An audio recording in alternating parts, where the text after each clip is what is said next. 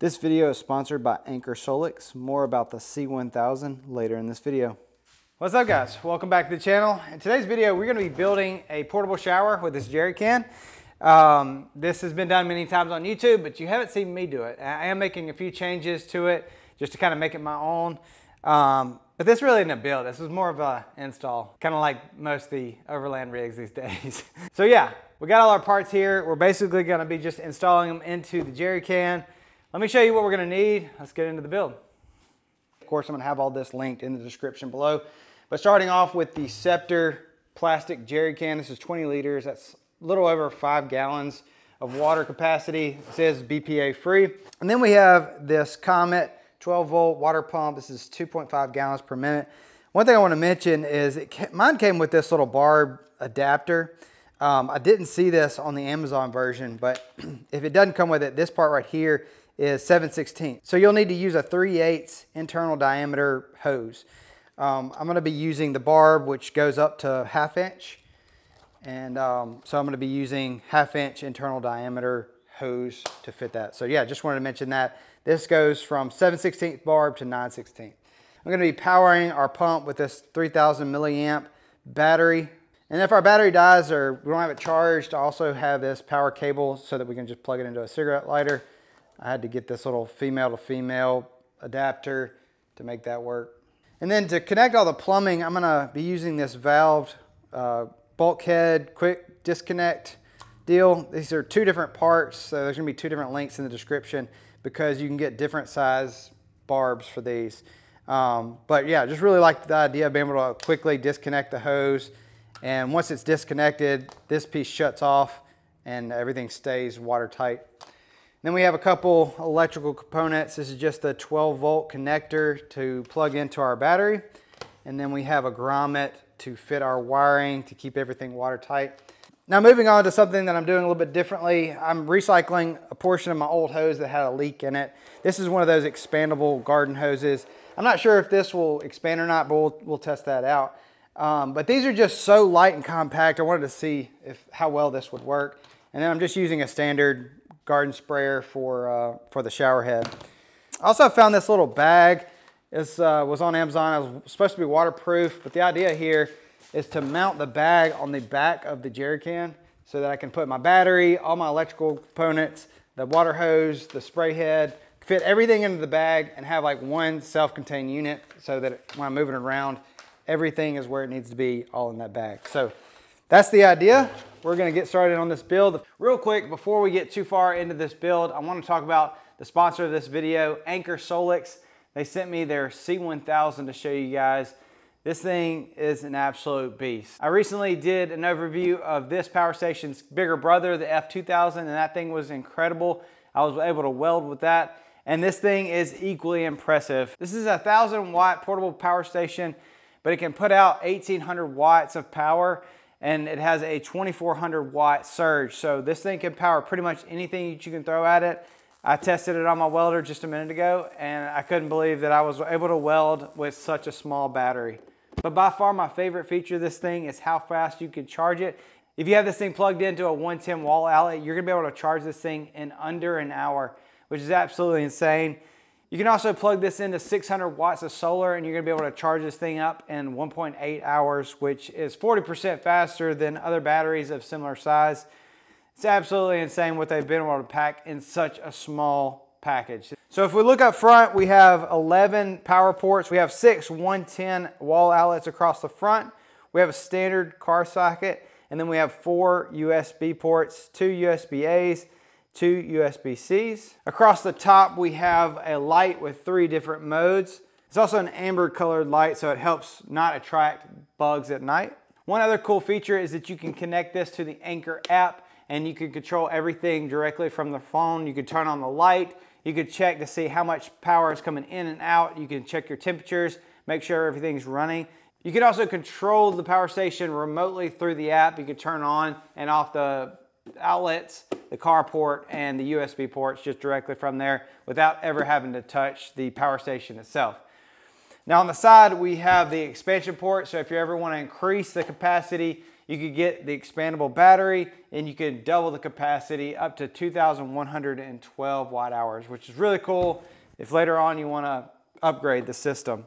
The C1000 is a really high quality power station. You're getting industrial grade parts, you're getting smart temperature controlled systems to protect your batteries. It's all built into this unibody drop proof case. This thing is really impressive.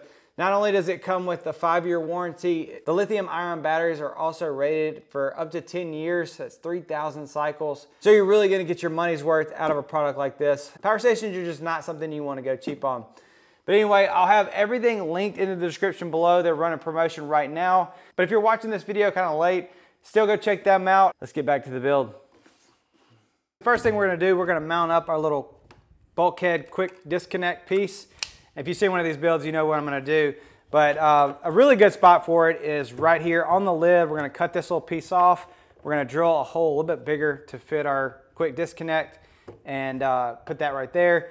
You could put it somewhere else, like maybe back here, but that's gonna kind of interfere with like holding on to it. And then back here, it doesn't seem like there's enough room, but I'm also gonna have my electrical, and I don't want anything like dripping into the bag that's gonna hold the battery and everything else. So let's modify the lid and kind of put things together. Don't need that. I was gonna drill this out with a step bit, but I cannot seem to find it. So I'm gonna use just a little hole saw. This is 1.25 inches. Put that right over it, kind of centers itself. Let's drill that out.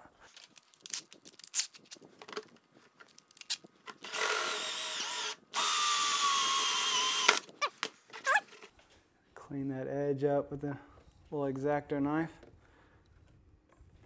Man, that was really clean. That was perfect.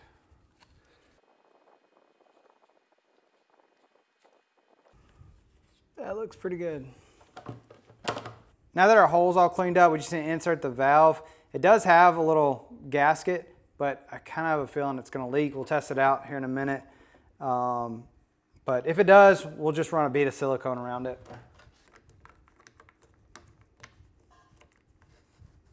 There we go.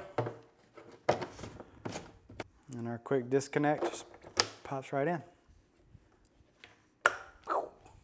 Let's do a quick water leak test. Added a couple gallons. No leaks. That is fantastic. Spewing out water there, just in case you didn't believe me. But no leaks out of our gasket. That's awesome. So now we can move on to installing our water pump. All right, now we're going to take our pump and attach it to our 1/2 inch inside diameter line. Slip a hose clamp over that. Squeeze it on.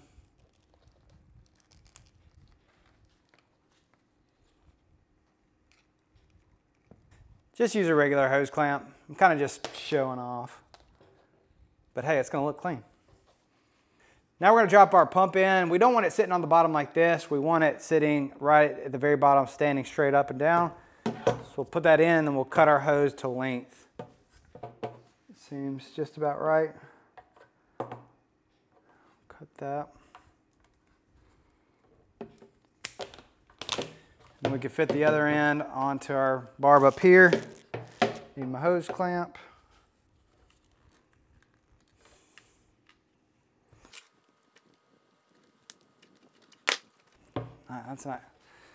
That's not coming off. All right, now that we got this powered up, we need to drill another hole so that we can power our pump. You could do that on the lid if you wanted to, but like I said, I want to power everything back here. So we're going to be drilling a 5/8 hole to fit our waterproof grommet right back here.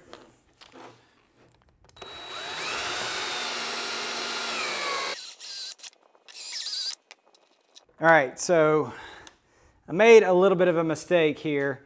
When I drilled this, I did not realize how thick that plastic was, and I only have about less than a 1/4 inch to work with on this grommet right there. This threads in through the backside. I did kind of luck up where this actually threads into it, so I guess I drilled it just right where this won't pull back out, but I still can't thread this on from the backside because that plastic's too thick.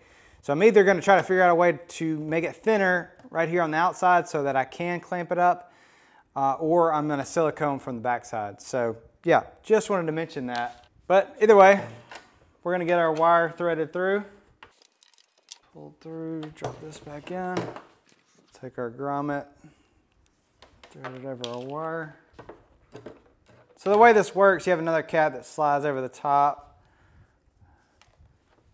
And you just tighten that down. You just want to make sure you're not pulling your water pump off the bottom. But once you tighten that down, you can't pull or push your wire in and out. It's tightening down this little gasket on the inside and creating a seal. So yeah, we need to add a little bit of water and see if we're getting any leaks out of this. Now for our water pump electrical, we're given a brown and a blue wire. The brown is positive and the blue is negative in this case. And then we're going to connect that to this little DC power connector, which is already labeled for us. So we're just going to plug that in, tighten it up.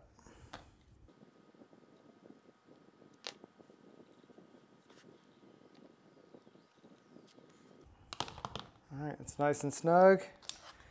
Now we can plug it into our battery and test it out.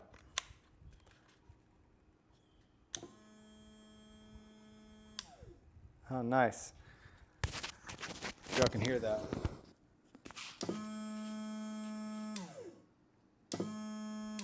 Perfect.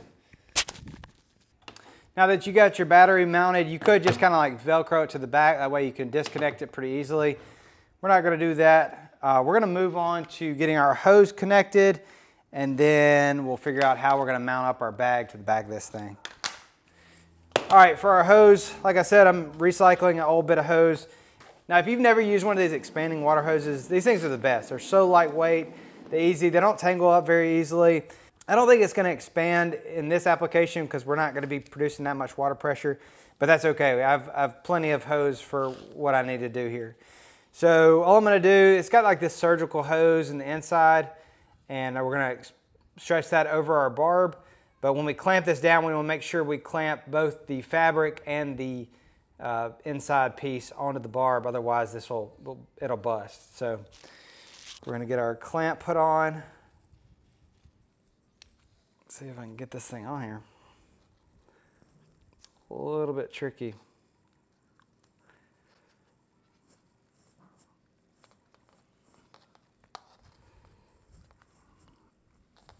All right, I think I got enough onto the barb. Man, that was a struggle. It wasn't really hard to get the inside tubing on there, but that outside fabric, that really didn't want to go on there. But I think I got it now. Just gonna crimp this down.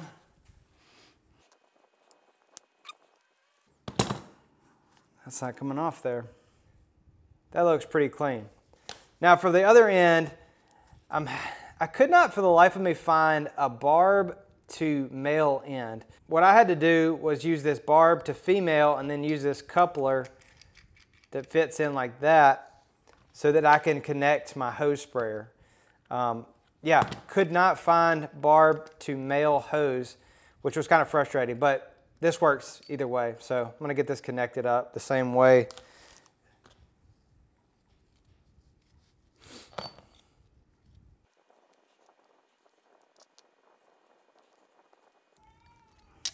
All right, that's in place. Now we can connect that to our sprayer. That looks pretty good. All right guys, the last piece of the puzzle is to get this bag fitted to the back, but I just had a really, really good idea because this bag, it actually goes all the way up to the top here.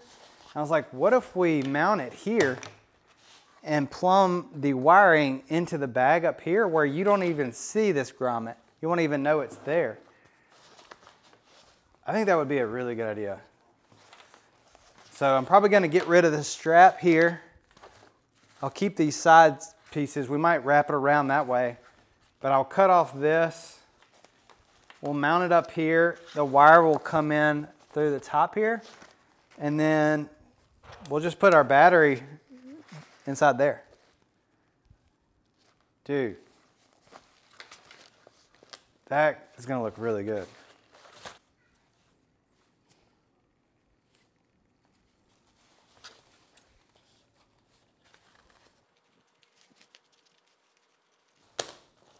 There we go. Don't need that anymore. Now we're just gonna cut a hole in the back here to plumb our wiring through.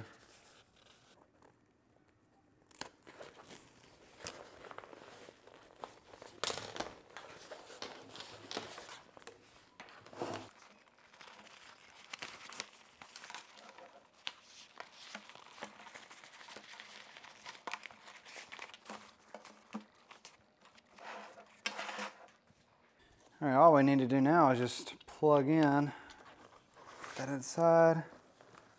That tucks away nicely. Now we just need to figure out how to keep this from flopping around. I think I might have some elastic that would work. You could also do some Velcro back here. At the top here, there's already this loop of webbing here. So I took a ring, looped it through the handle. So that's secure. But yeah, I think I already have these little D-loops on the side that I could do some webbing through on each side.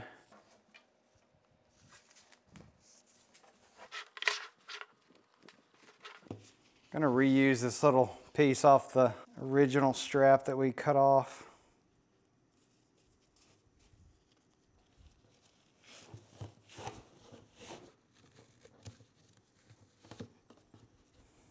All right, y'all.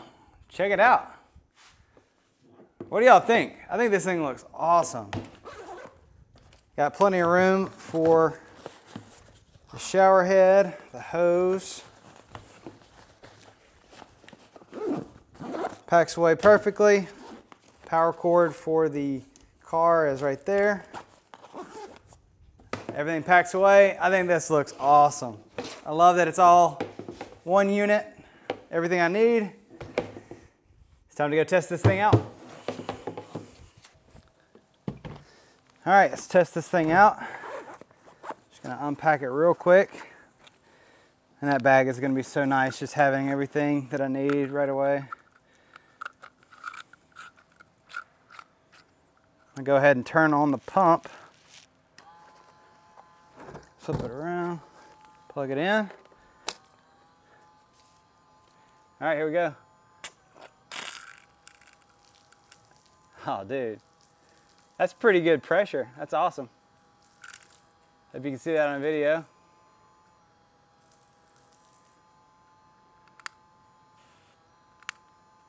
It's the shower mode.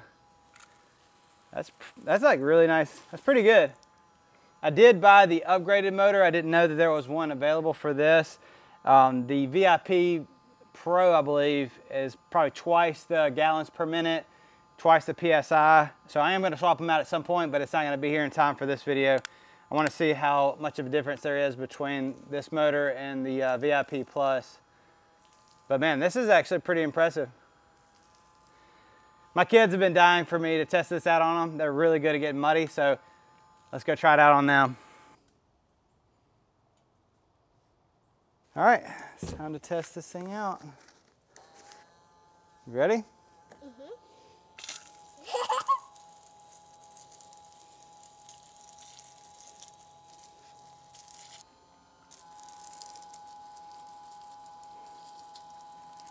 All right, turn around.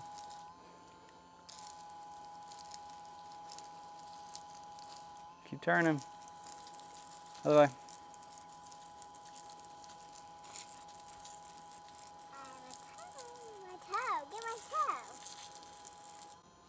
There you go. All right, guys, I hope y'all have enjoyed this build. I know it's not a whole lot different than what others have done in the past, but I tried to put my own little spin on it. So let me know your thoughts in the comment section below. Really, the only thing we're missing is a shower enclosure, which y'all have been asking for a bunch in previous videos. I want to thank Anchor Solix for sponsoring yet another video. These power stations are awesome. Definitely go check them out. We'll see you guys in the next video.